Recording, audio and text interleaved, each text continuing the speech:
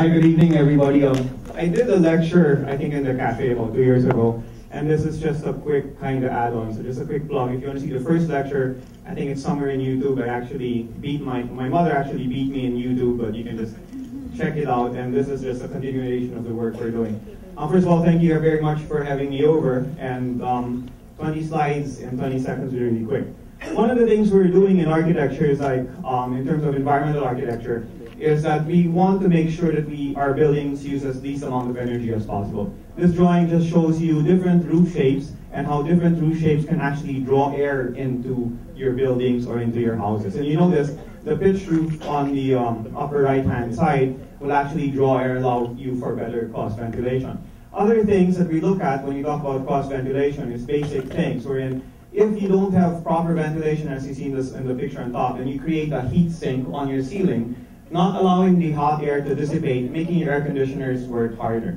So one of the things you look at is cross-venting, proper protection from the sun, and making sure that hot air has a way to exit the building, and that will make it more comfortable, make it perform better, and reduce your power bill. So this particular talk will actually concentrate on the things we're doing that relate to wind and wind design and doing energy-efficient buildings using or harnessing the wind altogether. Other things that we've learned and we've lost is that, you remember the ventanillas in the old bahay na bato? Those are actually perfect because that will allow different layers of air to run through your rooms versus putting windows on a certain height where the air just moves on the upper level. And again, this will relate to thermal comfort in terms of making sure that you can stay in a room and not actually turn on the air conditioning.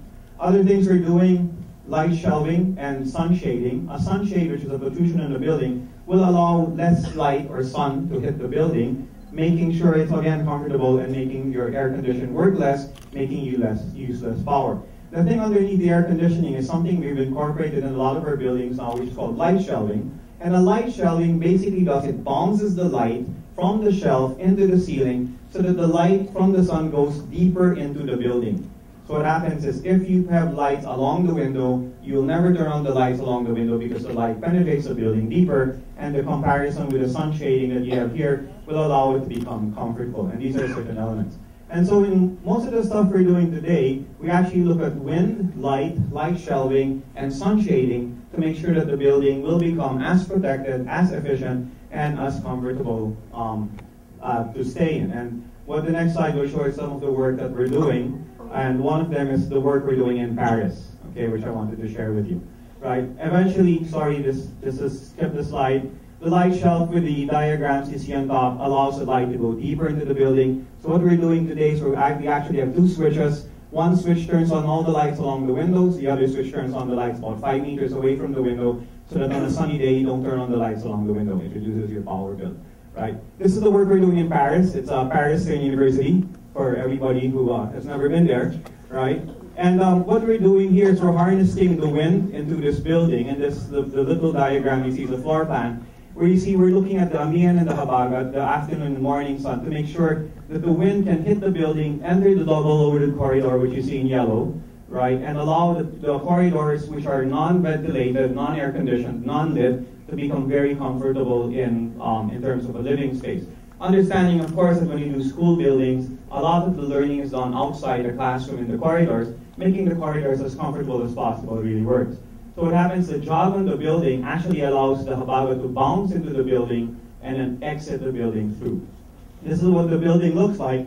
And on both sides of the building, which is the grade school for Fire State University, and this is actually in Silang, is that you'll notice that we have vertical sun shading that allows air to cut through the stairs. We have totally naturally ventilated stairways that allows the building to cut through. Learning and turning the building into a fully environmental, non-air conditioned, extremely comfortable building using all of these elements tying up together. Now on the same campus, we are actually working on the college as well, and I kind of have to talk faster because this 20-second bit is kind of difficult, right?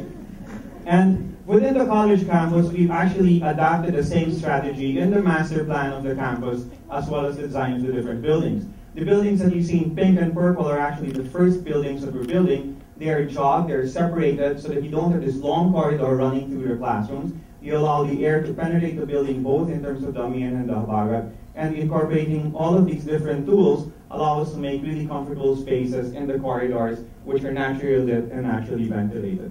In terms of the whole campus design, we finished a master plan, and we're actually currently working on these buildings, which will be completed by January, right? And one of the things that are interesting is that we've done this before, and we've done this before in the Ateneo School of Medicine and Public Health, which is in Meralco, and this is the things that we're incorporating. Right now, you see the little lace-like things on the side are actually stainless steel sun shading that will prevent glare from entering the building into these spaces, as well as prevent heat into the building, allowing the buildings to perform better.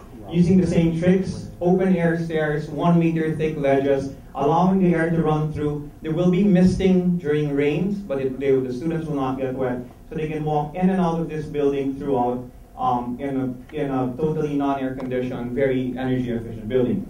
Other things we're doing in this campus as well, we're doing rainwater harvesting. We have 120,000 gallons. This is the entrance to one of the buildings, which is interesting because when we saw it, we said, wow, greenbelt. No, but kind of change that after. But the whole campus itself, we are doing rainwater harvesting. All the irrigation will come from rainwater and grey water harvesting. All the flushing of the toilets will come from the 120,000 gallon cistern that will run through and flush all that. Incorporation of the light shelves into all of the interiors of the building, making sure that FEU now becomes the first totally green, totally environmental campus.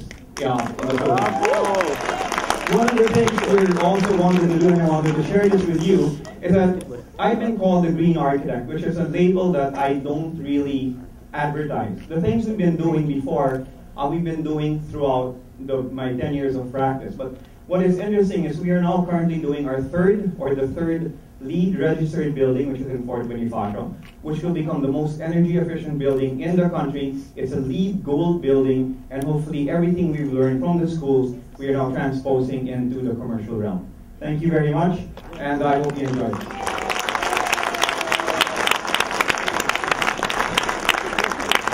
Thank you, Mr. Dan.